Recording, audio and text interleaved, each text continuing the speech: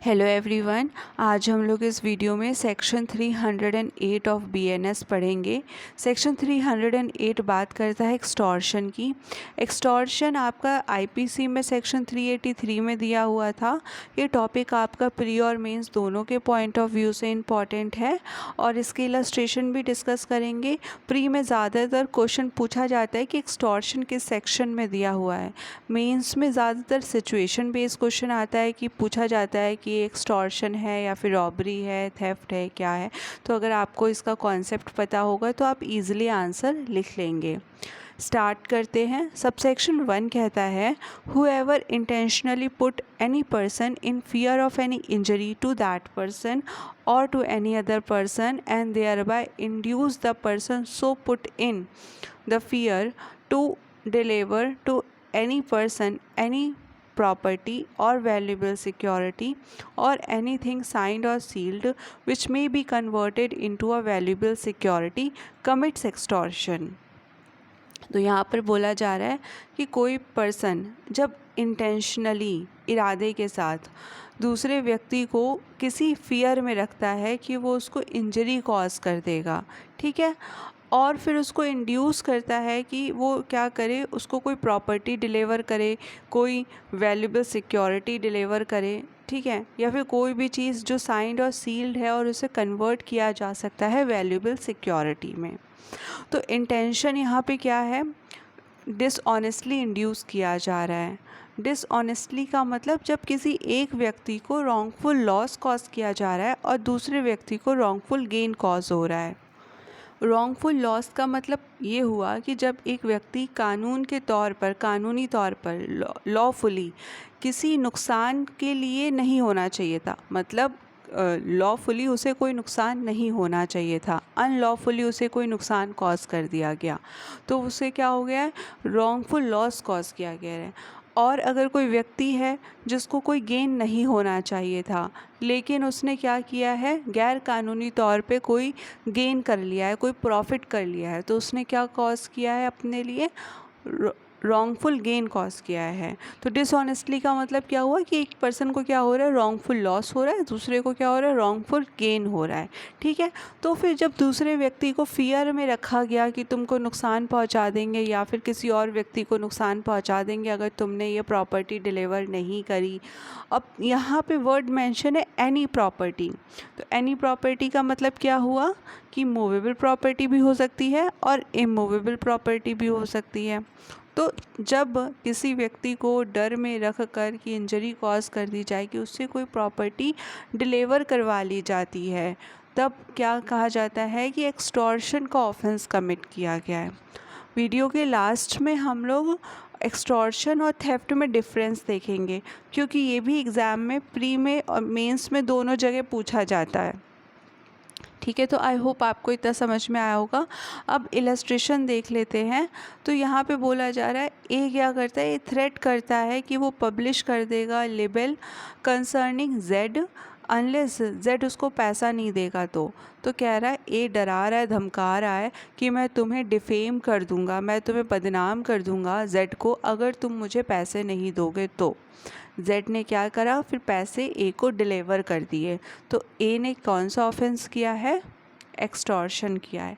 अब यहाँ पे हमने पढ़ा था कि जब एक व्यक्ति दूसरे व्यक्ति को इंजरी के फियर में रख रहा है, किस बात का डर दिखा रहा है कि वो उसको इंजरी कॉज कर देगा।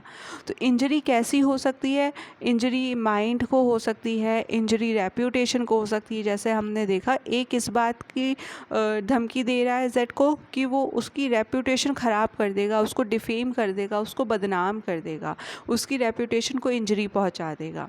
तो इंजरी रेप्यूटेशन को भी हो सकती है, प्रॉपर्टी को भी हो सकती है, किसी पर्सन को ये बॉडीली हार्म पहुंचाने की इंजरी का डर भी दिखाया जा सकता है, ठीक है। तो mind, reputation, property, bodily harm, ये सब चीज़ें इंजरी में आ जाएंगी, ओके। अब जो डर दिखाया जा रहा है ना, वो रियल नेचर का होना चाहिए, मतलब ऐसा नहीं होना चाहिए कि सामने वाला कैपेबल नहीं है, बस वो ऐसे ही बोल रहा है। रियल नेचर का फियर ऑफ इंजरी होना चाहिए, ओके। तो इसका सेकंड एग्जाम्पल देख लेते हैं। बात करता है ए थ्रेट कर रहा है जेड को that he will keep Jades child in wrongful confinement unless Z will sign and deliver to A a promissory note binding Z to pay a certain monies to B. Z sign and deliver the note. A has committed extortion. तो यहाँ पर A Z को किस बात का डर दिखा रहा है कि वो उसके Z के बच्चे को रॉन्गफुल कन्फाइनमेंट में रख लेगा अगर वो प्रॉमिसरी नोट नहीं देता है कि A को वो पैसे पे करेगा, Z के द्वारा नहीं दिया जाता है तो Z का बच्चा क्या करेगा, A रॉन्गफुल कन्फाइनमेंट में रख लेगा। तो यहाँ पर A ने कौन सा ऑफेंस किया है, एक्सटॉर्शन कमिट किया है। फिर इलस्ट्रेशन C कहता है A threaten to send club man to plug up Z's field unless the Z will sign and deliver to be a bond binding Z under a penalty to deliver a certain produce to B and thereby induce Z to sign and deliver the bond. A has committed extortion. तो यहाँ पर A Z को किस बात का डर दिखा रहा है कि वो मतलब कुछ लोगों को भेजेगा क्लब के साथ और जो उसका Z का फील्ड है उस पर हल चला देगा, उसकी जितना भी प्रोड्यूस है वो ख़राब कर देगा। तो तो यहाँ पे बोला जा रहा है कि A Z को ये डर दिखा रहा है कि मैं तुम्हारा फील्ड ख़राब कर दूँगा अगर तुम B को एक बॉन्ड साइन करके दे दो कि तुम उसको जितना भी प्रोड्यूस होता है ना, जितना भी कल्टीवेट होता है, प्रोड्यूस होता है, उसका तुम कुछ पे करोगे B को, ठीक है। तो अगर तुम ऐसा करते हो तो मैं नहीं करूँगा, अदरवाइज़ मैं ऐसा कर दूँगा। तो A ने यहाँ पे क्या किया है, एक्सटॉर्शन कमिट किया है।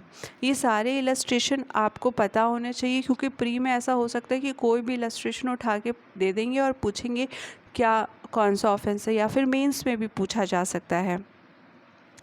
उसके बाद इलस्ट्रेशन डी कहता है A by putting Z in the fear of grievous hurt dishonestly induce करता है जेड को टू साइन और affix his seal to a blank paper and deliver it to A. Z sign and deliver the paper to A. Here, as the paper so signed may be converted into the valuable security, A has committed extortion. तो A क्या कर रहा है, B को grievous hurt के जो injury किस form में है, ग्रीवियस हर्ट के फॉर्म में है और इसका भय दिखाया जा रहा है, इसका डर दिखाया जा रहा है और उससे एक ब्लैंक पेपर पे साइन या सील करवा लिया जाता है जेड से, जेड को डर दिखा के कि तुमको क्या करेंगे, गंभीर चोट पहुंचा देंगे। तो ए ने यहाँ पे कौन सा ऑफेंस किया है, एक्सटॉर्शन का ऑफेंस किया है। जब जेड क्या करता है, उसको वो चीज़ सील करके या फिर साइन करके भेज देता है ब्लैंक पेपर, तो यहाँ पे ए ने कौन सा ऑफेंस किया हुआ है, एक्सटॉर्शन का ऑफेंस किया हुआ है। तो कोई भी अगर ऑफेंस कमिट करता है तो उसको पनिशमेंट होती है मैक्सिमम 7 साल तक की, या फिर फाइन या फिर दोनों हो सकता है। आगे के सब सेक्शन इतने इम्पॉर्टेंट नहीं है। अब हम लोग देख लेते हैं कि थेफ्ट और एक्सटॉर्शन में क्या डिफरेंस होता है, क्योंकि ये ज़रूर मेंस में पूछा जाता है। हमने थेफ्ट में पढ़ा था कि जिस पर्सन की पोजेशन से प्रॉपर्टी ली जा रही है उसकी बिना कंसेंट से उसकी पोजेशन से प्रॉपर्टी ली जा रही है, लेकिन एक्सटॉर्शन में क्या हो रहा है, डरा धमका कर उस पर्सन की सहमति जिसके पास वो प्रॉपर्टी है उससे ले ली जाती है और तब प्रॉपर्टी ली जाती है, ठीक है। तो थेफ्ट में क्या था कि सामने वाला जो विक्टिम था जिसकी प्रॉपर्टी गई है, जिसकी प्रॉपर्टी चोरी हुई है, उसकी बिल्कुल भी सहमति नहीं थी। लेकिन एक्सटॉर्शन में क्या होता है, उससे एक्सटॉर्शन में जो विक्टिम है उससे गलत तरीके से सहमति ऑब्टेन कर ली जाती है ऑफेंडर के द्वारा, ठीक है। अब हमने थेफ्ट में पढ़ा था कि जो चोरी हो सकती है वो सिर्फ़ और सिर्फ मूवेबल प्रॉपर्टी की हो सकती है। अगर वो इमूवेबल प्रॉपर्टी है तो उसकी चोरी ही नहीं हो सकती है। हमने स्नैचिंग में भी देखा था कि चोरी सिर्फ मूवेबल प्रॉपर्टी की हो सकती है। एक्सटॉर्शन में एनी प्रॉपर्टी लिखा हुआ था, मतलब एक्सटॉर्शन में मूवेबल और इमूवेबल दोनों प्रॉपर्टी का एक्सटॉर्शन हो सकता है। किसी को डरा धमकाकर उसकी मूवेबल प्रॉपर्टी भी ली जा सकती है और किसी को डरा धमकाकर उसकी इमूवेबल प्रॉपर्टी भी डिलीवर करवाई जा सकती है। थेफ्ट में कोई भी डर जैसा एलिमेंट था ही नहीं, फियर नहीं था, फोर्स नहीं था, ठीक है, चुपचाप चोरी कर ली जाती है। एक्सटॉर्शन में क्या है, डर दिखाया गया है और उस डर को दिखाकर सामने वाले की कंसेंट ली गई है और फिर उसकी प्रॉपर्टी ली गई है, ठीक है। तो थेफ्ट में कोई भी फियर ऑफ इंजरी नहीं था, लेकिन एक्सटॉर्शन में डर दिखाया गया है कि इंजरी पहुंचा देंगे अगर तुम अपनी प्रॉपर्टी डिलीवर हमको नहीं करोगे तो। और इंजरी कैसी हो सकती है, तो माइंड में हो सकती है, रेपुटेशन में हो सकती है, प्रॉपर्टी हो सकती है, किसी पर्सन को हो सकती है। उसके बाद जो थेफ्ट होता है, थेफ्ट में प्रॉपर्टी को डिलीवर नहीं किया जाता, थेफ्ट में प्रॉपर्टी ले ली जाती है। जो विक्टिम होता है वो अपनी प्रॉपर्टी खुद थोड़ी डिलीवर करता है, लेकिन एक्सटॉर्शन में जिस व्यक्ति को डर दिखाया गया है, जिस व्यक्ति को डर में डाला गया है, वो अपनी प्रॉपर्टी खुद ऑफेंडर को दे देता है, खुद प्रॉपर्टी क्या करता है, डिलीवर कर देता है। तो आई होप आपको इन दोनों सेक्शंस में डिफरेंस समझ में आया होगा। अगर वीडियो हेल्पफुल लगता है तो लाइक शेयर सब्सक्राइब ज़रूर करिएगा। Thank you.